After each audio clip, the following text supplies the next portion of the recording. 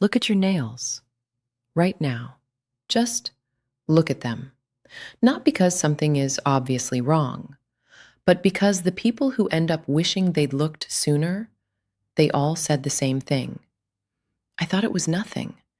It usually starts with one nail, maybe the big toe, maybe a pinky finger, a slight change in color, nothing alarming, a faint yellowish tint at the edge, a little thicker than it used to feel, a texture that wasn't there before. And most people do what humans naturally do with things that seem small. They wait. They assume it's the shoes, or a bruise they don't remember, or just aging, the body changing, nothing serious. Months pass. The nail gets a little more yellow, a little more brittle. Sometimes it starts pulling slightly away from the skin beneath it, just barely, and there's that faint chalky residue when you clip it. Still, most people wait. Here's what's actually happening in that time. Dermatophytes, a family of microscopic fungi, are specialists. They don't need much. They need warmth, they need moisture, and they need keratin, the protein that makes up your nails, your skin, your hair. Your nails are essentially a slow, steady food source. And the strange part is, they don't announce themselves dramatically. There's rarely pain in the early stages, no swelling, no obvious infection, just that quiet, gradual shift in how the nail looks and feels. The body whispers long before it warns loudly. Think about the environments most of us move through every single day. Gym locker rooms, public showers, hotel floors, nail salons with tools shared between clients. The inside of tight shoes worn for 8, 9, 10 hours straight. Dark, warm, and closed. The exact conditions fungal spores find ideal. They survive on surfaces longer than most people realize, and all it takes is a microscopic break in the skin around a nail, a small cut, a hangnail, slightly damaged cuticle, and there's an entry point. Most of us have had these moments. Most of us didn't notice. Once inside, the fungal colony doesn't rush. That's what makes it so easy to overlook. It spreads slowly through the nail plate, the hard structure you can see, working deeper over weeks and months. The nail begins to change from the inside. First, the color shifts, yellow, then sometimes brown, sometimes almost white and opaque in patches. The texture becomes uneven, brittle at the edges, thicker than a normal nail should be.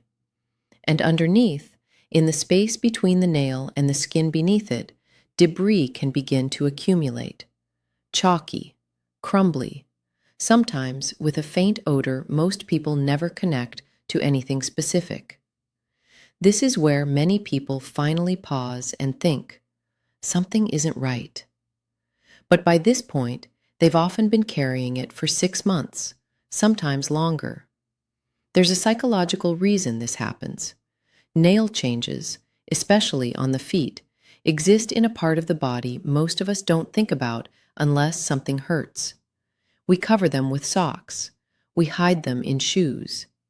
In warmer months, the embarrassment of discolored nails sometimes leads people to cover them with nail polish, which, without proper treatment, can actually trap more moisture and worsen the environment underneath. It's a quiet cycle. Hide it, ignore it, hope it resolves. And sometimes, in very mild cases, the body does manage it. But in many cases, without treatment, the infection deepens. It becomes harder to address the longer it's been present. The nail can become structurally compromised, thicker, lifted, increasingly fragile, and it can spread to adjacent nails, to the skin nearby. In some cases, to other people sharing the same shower, the same floors. So why do so many people still dismiss it? partly because it doesn't hurt, at least not early on. Pain is what drives most people to seek attention, and nail fungus, in many of its early and mid-stage presentations, is mostly visual. But that visual signal matters. The nail is a window, not just into cosmetic health, but into what the body's surface environment is experiencing. Changes in nail color, texture, and structure are the body's quiet way of communicating that something in its ecosystem has shifted. Ignoring that signal doesn't make the shift disappear.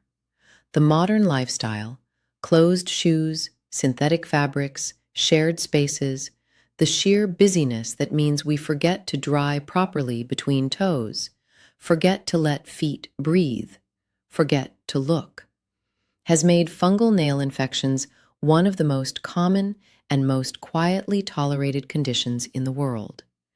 Estimates suggest somewhere between 10 and 15% of the global population may be affected at any given time. Higher percentages among older adults, athletes, people who spend long hours in enclosed footwear, and the vast majority, for months, sometimes years, do nothing.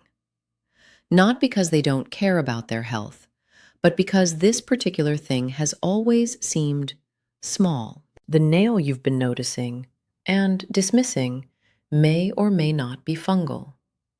There are other conditions that cause similar changes. A dermatologist can determine what's actually occurring and what response makes sense. But the habit worth developing isn't about fear, it's about attention. The body communicates in small ways before it communicates loudly. A slight change in color, a texture that doesn't feel right, a nail that's slowly becoming something it wasn't before. These aren't dramatic signs, they're quiet ones. And the people who learn to listen to the quiet signs, they're the ones who get ahead of things, before a whisper becomes a warning, before something manageable becomes something difficult. Look at your nails. Really look, because the smallest things, tended to early, almost always stay small.